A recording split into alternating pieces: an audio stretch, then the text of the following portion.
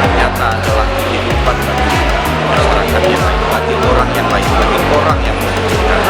Oleh karena itu saya kira program ini harus kita teruskan. Hari ini saya kira Bapeda sudah melakukan donor darah secara massal.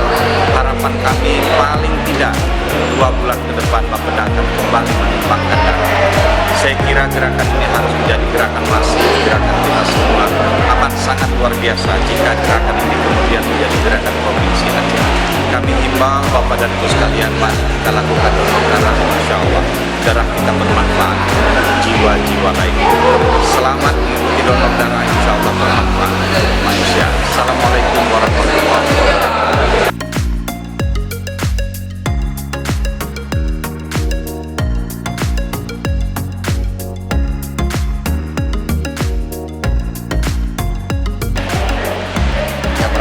Kota Banda Aceh, kami di unit donor darah mengucapkan terima kasih kepada Bapeda Provinsi Aceh yang telah mengadakan donor darah pada hari ini.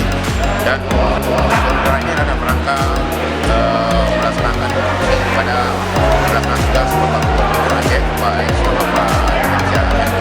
Dan kita berharap memang program ini akan dilanjutkan 2 bulan berikutnya sehingga seluruh karyawan dan staf baik pejabat yang ada di Bapeda ini akan dapat menjadi donor darah sukarela.